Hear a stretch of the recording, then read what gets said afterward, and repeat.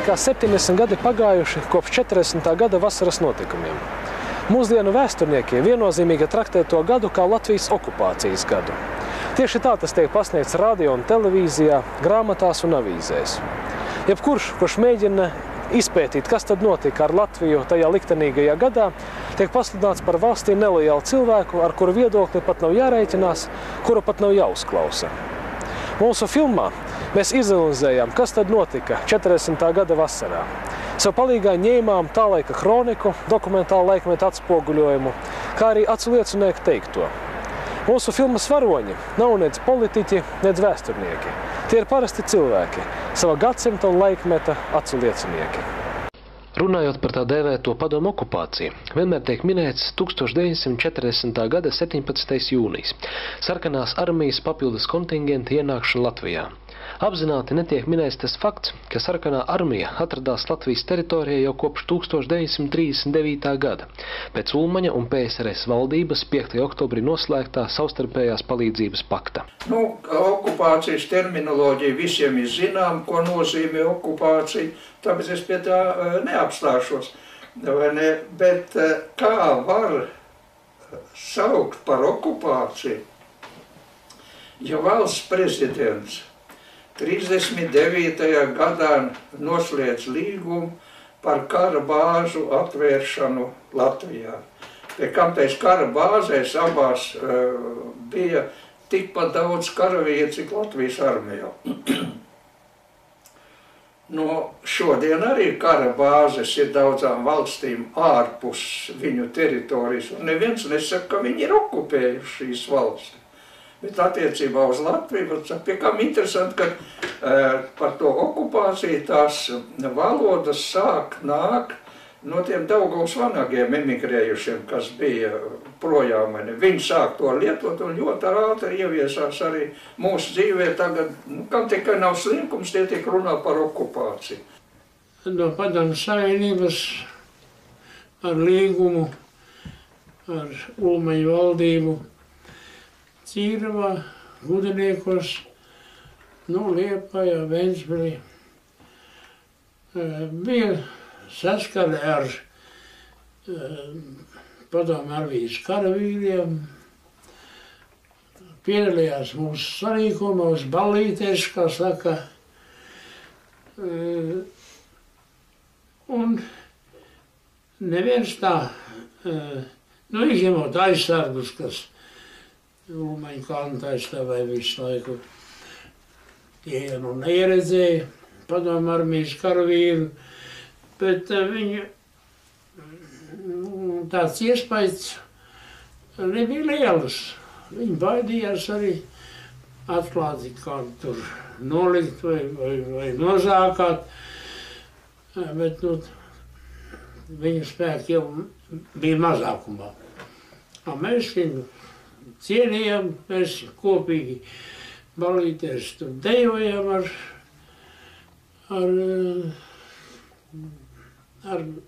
padomju karavīru piedalīšanos, un viņi tur savus priekšnesumus vēl pasniedza. Un ļoti tā draudzīgi tika uzņemta, ne tā kā šodien saka, ar varu ienāca. Neviens ar varu neienāca. Vietēji iedzīvotāji ļoti, kā saka, mīļi un labi sagaidīja padomju armijas karavīru ierašanos šeit. Tā kā tas viss tika uzpūsts tagad, šodien. Tādā laikā viss norītēja, tagad tam bija jābūt. Kopš 39. gada Eiropā plosās Otrais pasaules karš. Tas pastiprina Latvijas ekonomikas krīzi. 1939. gada beigās rūpnieciskā ražošana samazinās gandrīz par 30%. 40. gada maijs ir brīdis, kad valsts tuvojas savam faktiskajam bankrotam. Tiek pieņemts lēmums atlaist katru trešo tautsaimniecībā strādājošo un aizliegt pieņemt darbā līdz 40. gada 15. oktobrim. 40. gada pavasarī lielākā daļa uzņēmumu pārgāja uz 4 dienu darba nedēļu. Strauji pieauga bezdarbs, joprojām aizliegta vārda un preses brīvība. Pastiprinās politiskā cenzūra. Aizvien biežāk Latvijas iedzīvotāji pievērš uzmanību PSRS sociāli orientētai ekonomikai. Aizvien lielāku popularitāti tautā iegūst pagrīdē esošā Latvijas komunistiskā partija. 40. gada 17. jūnijā pēc savstarpējās PSRS un Ulmaņa valdības vienošanās Latvijai ienāk sarkanās armijas papildus kontingents. Gan pilsētās, gan laukos cilvēki gavilē sagaida sarkanarmiešus ar ziediem. Sarkanās armijas ienākšana, teiksim, mēs bijām jaunsaimnieki, teiksim, nebijām starp bagātajiem, kad mēs bijām priecīgi par to. Mēs priecājamies, un netālu no mūsu mājas tur bija tāda vasaras garnizona nometne. Un tad, kad ienāca sarkanā armija, tad gar mūsu māju tur gāja ceļš. Cik es atceros, tad mana mamma un mana tēva māsa, tos karavīrus sagaidīja ar ziediem. Un pēc kara mēs šausmīgi no tā baidījāmies, ka tikai kāds kaimiņš to nebija redzējis. Bet sagaidīja ar prieku. Tas 40. gads jūnijā, to es skaidri atceros, kā pa to rādioju Ulmanis teica tā, palieciet visi savās vietās un es savā vietā palikšu. Tā kā, lai nesaka, ka Ulmanis tur bija piespiests vai kā to teikt, ka tas, un jo visi cilvēki bija ļoti priecīgi, kad ienāca padomju vara. Kā mēs ar lielu prieku sagaidījām? Ar lielu prieku. Klapējam un priecīgi bijām un viss teica. Tiešām sagaidīja ar ziediem. Jo uzskatīja, ka tā ir tautas armija un viņa attieksme pret latviešu cilvēkiem bija ļoti pieklājīga. Un viņi palīdzēja veidot dzīvi tādu, kādu mūsu tautaņa laikā vēlējās. Dramatiskākie notikumi notiek Rīgā. Šeit, galvaspilsētā, policija nežēlīgi izklīdina cilvēkus, kur nāk sveikt sarkanarmiešus, mīda viņus ar zirgiem, piekauj. Vairāki 10 ir ievainoti, nogādāti slimnīcās. Vēlāk 2 no gūtiem ievainojumiem mira.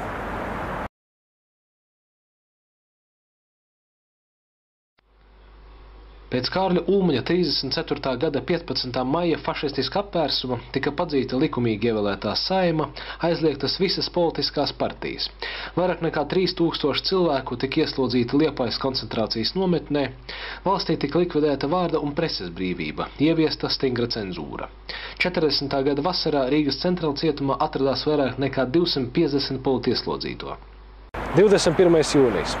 Šajā dienā notiek pirmā oficiālā jaunās valdības sēde, kuras laikā tiek amnestēti politieslodzītie. Pēc Latvijas komunistiskās partijas aicinājuma Rīgas ielās izgāja vairāk nekā 70 000 cilvēku. Kolonas ar sarkaniem karogiem, transparentiem dodas uz centrāla cietuma pusi.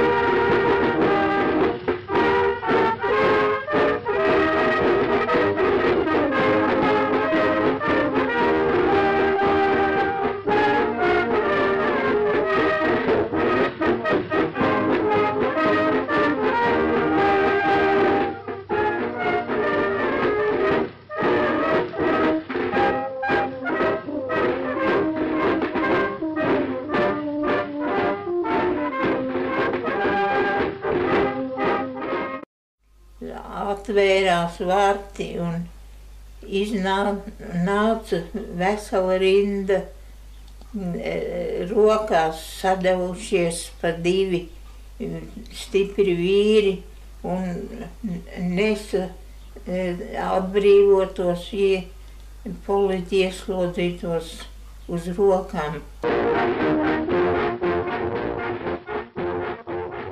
Daudzkārtīgi sauca brīvība, urā, bravo.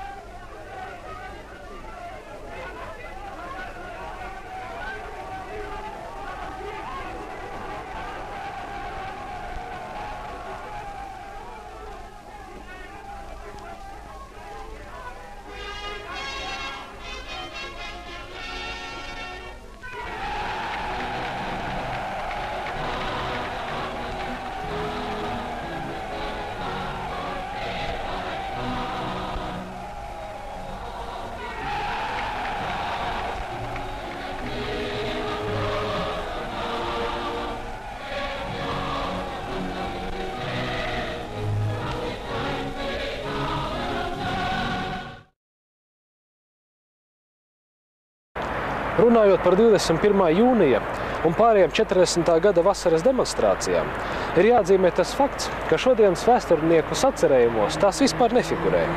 Vai nu tās tiek skaidrotas kā sarkanās armijas organizētas un piespiedu kārtā izvestas demonstrācijas. Netrūkst arī tādu vēsturnieku, kuri apgalvo, ka šīs demonstrācijās gāja vienīgi pārģērbti sarkanarmieši. Kas sākās tie atmodas laiki, kas strādāja universitātē. Un tad jau visi tie zinātnieki šodienas, kas ir visi vēsturnieki, visi bija partijas biedri un visi bija pasniedzēji universitāti. Arī mūsu partijas organizācijā un mūsu fakultātes dekāna vietnieks, viņš jaunāks par mani, dažus gadus ir, es tagad ir nelaids jau. Viņš uzreiz uzstājās, nekāda, kā saka, brīvprātīga iestāšanās nebija. Visas tās darbaļaus demonstrācijas, tie bija pārģērbti sarkanarmieši privātās tērpos, un viņi, kā saka, tās demonstrācijas izveda. Es viņiem saku, jūs jau esat jaunāks par mani, jūs to nepieredzējāt. Bet es tajās demonstrācijās piedalījos. Un tajā laikā es nepārvaldīju krievu valodu. Visi mēs sarunājam latviešu valodā. Ja tie bija pārģērbti sarkanarmieši, tad viņi visi bija ģenieki, ka viņi varēja pa pāris nedēļām apgūt latviešu valodu. Tas man izsauc smieklos. Tad jau jāpieņem tas, kad tūkstošiem krievu karavīris, sarkanarmieši, tika apmācīti arī latviešu valodā un sekmīgi to apgūs, piedaloties visos tajos pasākumos un demonstrācijās. Tās ir vienkārši muļķi, to fiziski nav iespējams izdarīt. Jā. Tā kā, tas ir tāds pārāk baltiem diekiem šūts attaisnojums, mēģinājums pierādīt, ka tie nebija Latvijas iedzīvotāji, kuri izteica tajā laikā savas domas. Kāda tur var būt taisnība, kad demonstrācijās piedalījās un gāja laukos mūsu pašu kaimiņi, ko viens otru pazina. Tur tu nevarēja pateikt, ka tu esi Kārlis Miķeļa vietā vai Jānis kaut kāda Pētera vietā, jo katrs visi dzīvojot kopā laukos visi viens otru pazina un zināja. No pilsētas mūsu galvenā pilsēta bija Apriņķa centrs, Aizpute. Tur arī visi cilvēki viens otru pazina. Tur tu nepārģērbsies, neko viens otram neiestāstīs tā, kas nebija un nav. Un visi gāja mūsu saģa karoks roka un visas vecenes iet, visi gājam uz tam mīķingiem gājam. Lustīgi bija gāja. Es arī redzēju, dzirdēju, izjūtu to mītiņu gaisotni. Un es, protams, ka es tur redzēju pazīstamus cilvēkus, cik jau tādā vecumā es tur, arī bērnus, ar kuriem kopā jau skolā gājām. Ar vārdu sakot, nekādu tur tādu kaut kādu teātri pārģērbšanos vai kas tad, es visādā gadījumā pieaugušie cilvēki par to noteikti runātu, jo tādās nelielā apdzīvotā vietā kā Balvos cilvēki citu pazina visi. Un ja būtu kādi tur sveši, tādi kaut kādi, tad gan jau tas, kā saka, īlēnu maisā nenoslēptu. Tas ir pilnīgi politisks triks. 4. jūlijā Tautas valdība pieņem lēmumu par Saeimas vēlēšanām, pašas Saeimas darbības atjaunošanu. Pēc komunistiskās partijas iniciatīvas tika izveidots Latvijas darba tautas bloks, kas apvienoja vairāk progresīvos spēkus ar vienotu priekšvēlēšanu programmu par mieru, par maizi, par tautas brīvību. Vēlēšanas notiek 14. un 15. jūlijā. Tās raksturojas ne tikai ar pilniem vēlēšanu iecirkņiem, bet ar dziesmām, dejām, priekšnesumiem visā Latvijas teritorijā. Grāmatā Latvijas vēsture 20. gadsimts ir teikts, ka vēlētājus negatīvi ietekmēja un piespieda iet uz vēlēšanu iecirkņiem sarkanās armijas piedalīšanās šajās vēlēšanās. Savukārt Latvijas vēsturnieku komisijas rakstos ir teikts, ka grūti izvērtēt, kāda bija vēlētāja attieksme pret šīm vēlēšanām. Palīdzēsim mūsu vēsturniekiem tik galā arī ar šo jautājumu.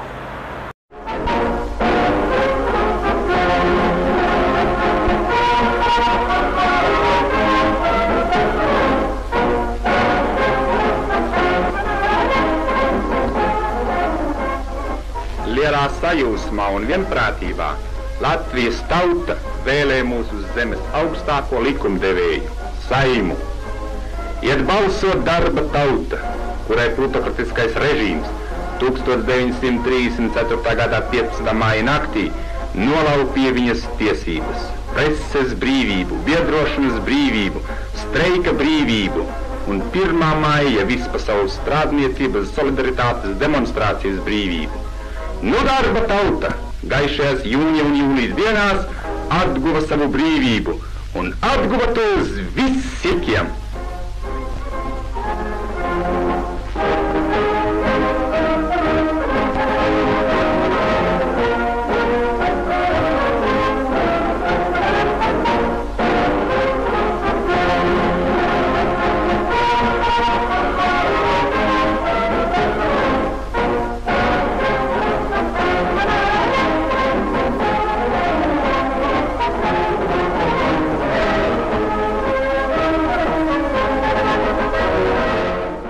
Es jau tāpat apstaigāju un skatījos, kas notiek.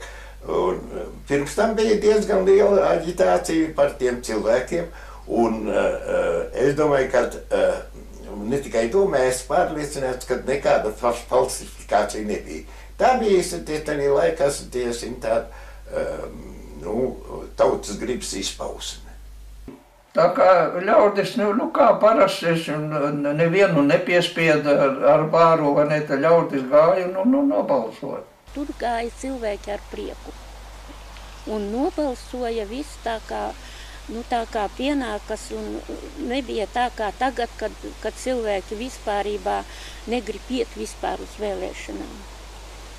Toreiz bija pavisam citādāk, cilvēki bija pacelāti un cerēja uz labāku dzīvi, un taisni to brīdi viņi skaitīja, ka tā ir brīvība, nevis kaut kāda apspiešana vai kaut kāda tur okupācija, kā to tagad atzīst, nekas tam līdzīgs nebija.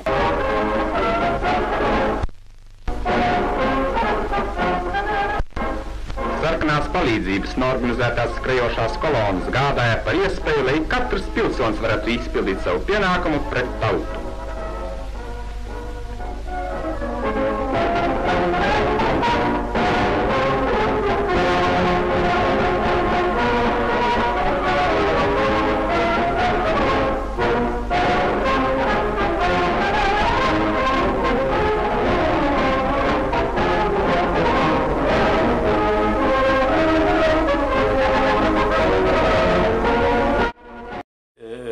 Tiem lielsaimniekiem, kādi aģitātori, kuri mēģināja ietekmēt savus kaimiņus, lai neiet uz vēlēšanām un tā tālāk. Bet vēlēšanās, kā zināms, notika vasarā.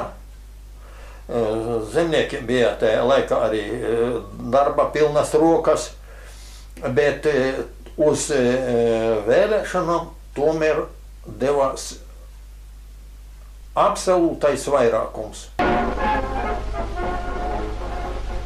Balsotāju priekam nebija gala.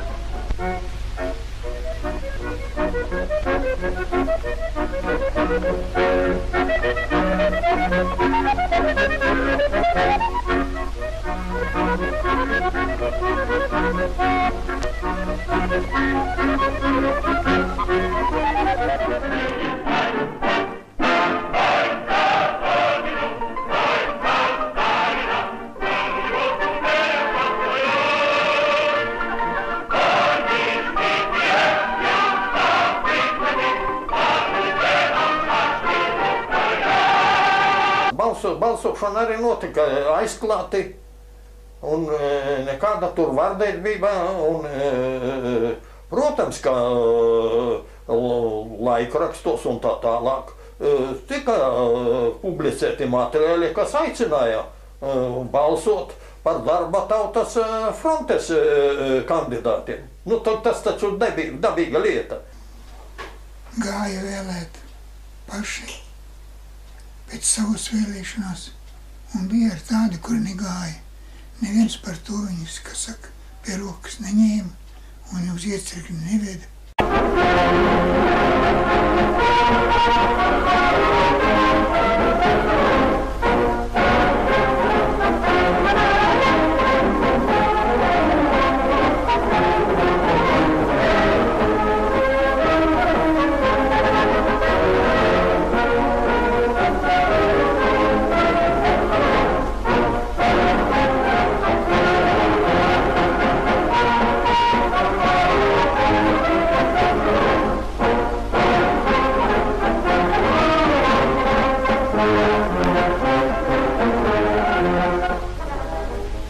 Pirmie savu balsi nodeva ministru prezidents profesors Dr. Kirchensteins un Latvijas komunistiskās partijas centrāla komitejas sekretārs Biedrs Spure.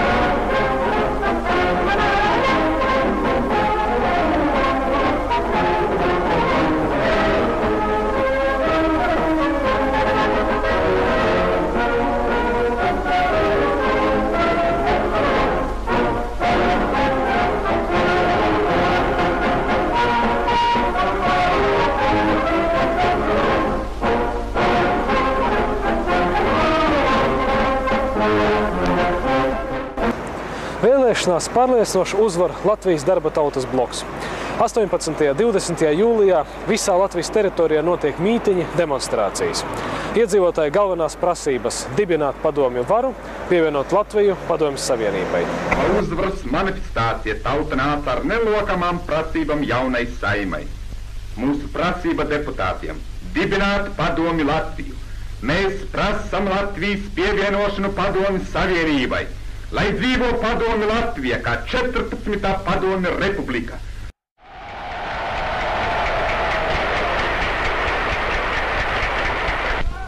Lai dzīvo brāļi Latvijā, lai dzīvo Darba tautas bloks, lai dzīvo Darba Latvijas!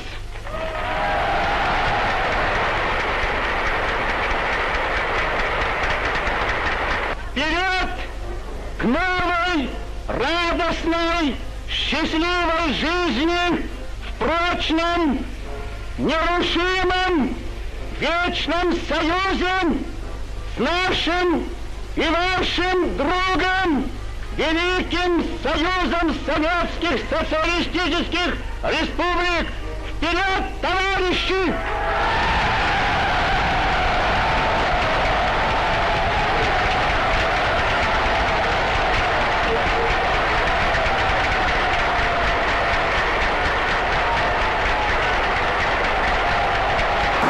21. jūlijā uz savu pirmo sēdi sanāk Tautas saima.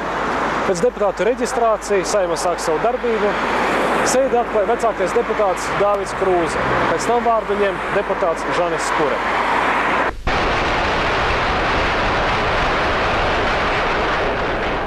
Likumīgi ievēlētajiem tautas priekšstāviem jaunajai saimai šodien jāizlemj, kādu ceļu turpmākies Latvija, tas ir jāizlemj jautājums par valsts varu. Kāda jābūt šai varai? Pamatos mums jau savus paskaidrojumus, norādījumus ir devuši mūsu vērētāji. Strādnieki, zemnieki, karavīri un darba inteliģence. Un mums, kā patiesiem tautas pārstāvjiem, kuriem tauta ir uzticējusies visā pilnībā, viņas prasības arī jāievēro un jāpilda visā pilnībā.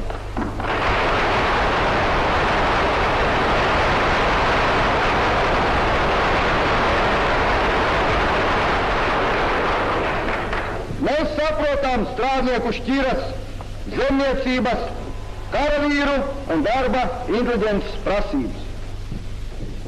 Mēs saprotam to spēku un nesalaužamo gribu, ar kādu tauta uzstāda savas prasības un prasa galīgi un uz visiem laikiem izlemt jautājumu par valsts varu Latvijā.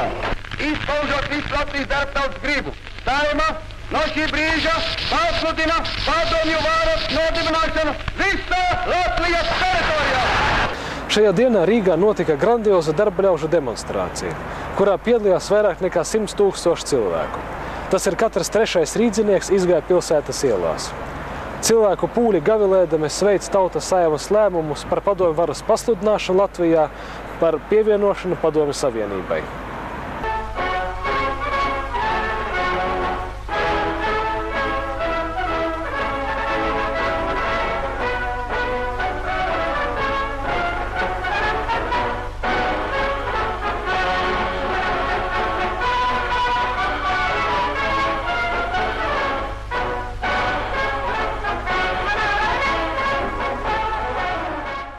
23. jūlijā Tautas Saeima ievēl pilnvaroto komisiju, kura jānodod Saeimas lēmumus PSRS augstākai padomei par Latvijas iestāšanos Padomju Savienībā.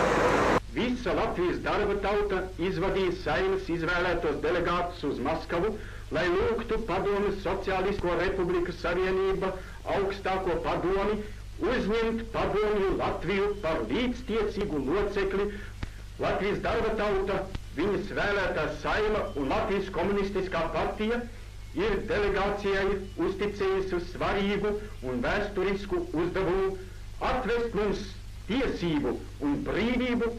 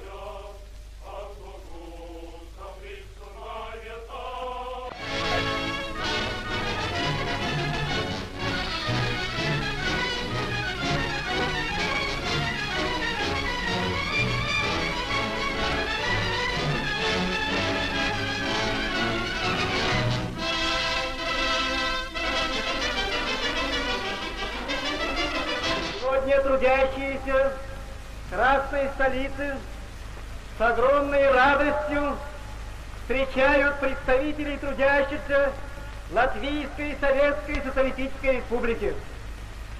Трудовой народ Латвии навсегда покончил с ненавистным ему реакционным режимом. Латвийский народ положил конец хищнической губительной политике старого буржуазного правительства и образовал новое правительство отвечающие коренным интересам трудового народа.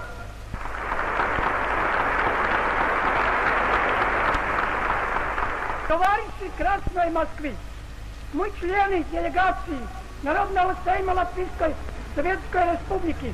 Приветствуем вас от имени всех трудящихся латвийского народа.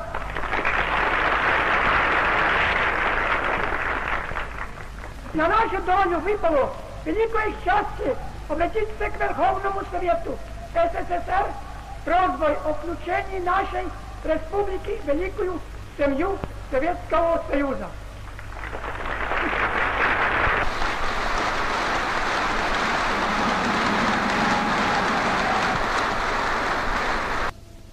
Augstākās padomes deputāti.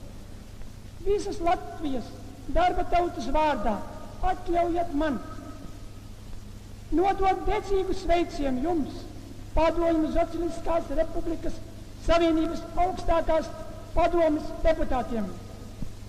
Un caur jums visai lielai padomju tautai, padomju valdībai, viņas galvam Vjačeslavam Mihailovičam Molotovam.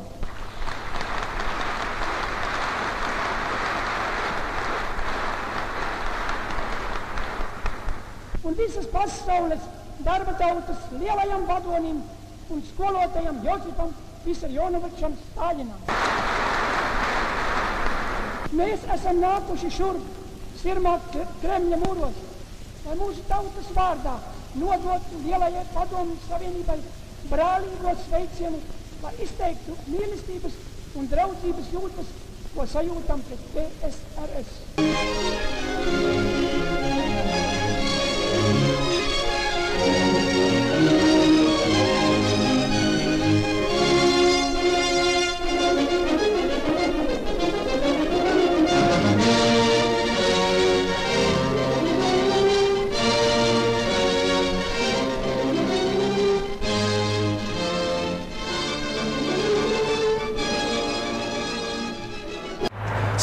Augustā visā Latvijā notiek grandiozas demonstrācijas un mītiņi.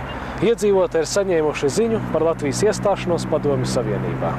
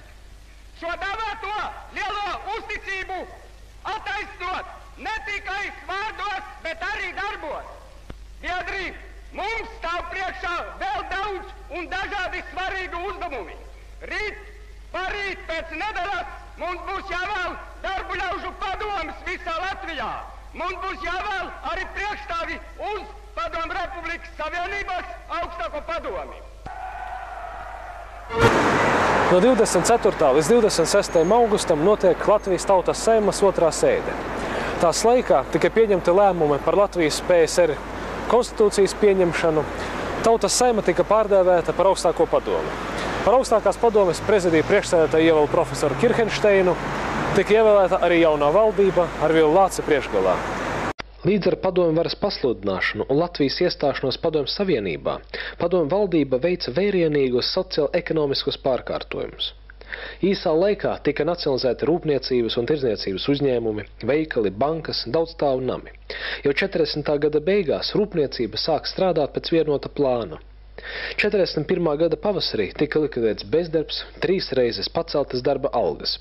Visi iedzīvotāji ieguva valsts garantētu bezmaksas medicīnu un izglītību.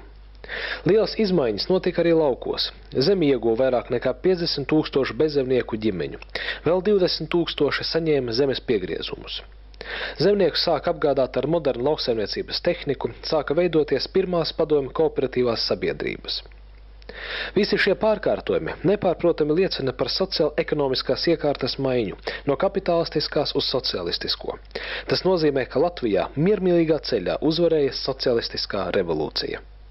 Katrā gadījumā padomju armijas klātbūtne iedrošināja tos revolucionāros spēkus, iedrošināja arī komunistisko partiju tā rīkoties, ja? Un katrā gadījumā tas sekmējas Ulmaņa režīmu gāšanu. Nu, un arī paša Ulmaņa uzvešanās tajā laikā. Uzstājoties ar runas, es palieku savā vietā, jūs paliekiet savā vietā. Viņš jau neaicināja ne uz kādu pretestību, ne uz kaut kādām izdarībām. Pēc būtības aicinājas pakļauties visam tam, kas notiek.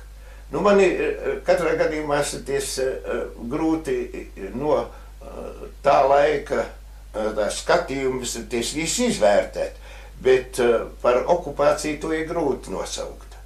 Pie kam jāņem vērā ir, kad strādnieku vidū Ulmans jau tad nebija populārs.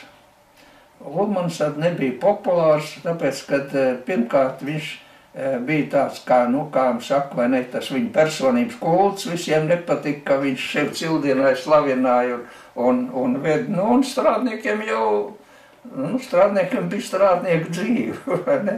Tā kā viņš nebija populārs tajā laikā, un es domāju, ka tāda iespēja radās, ka var pret viņu, vai ne, tad tur viņa karātavām nes, vai ne, bija tādas tur demonstrācijas, ka Ulmans jau karātavās ir.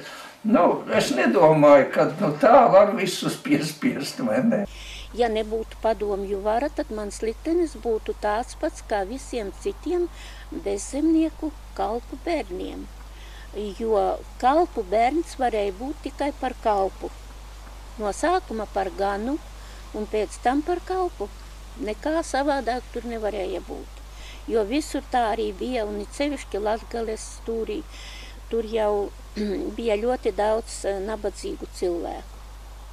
Teikšu tūlīt kategoriski, ka nekādā gadījumā nekāda okupācija nenotika, jo viss gāja pēc tautas vēlēšanās, pēc tautas interesēm, ko cilvēki prasīja, to arī valdība tā laika veidoja.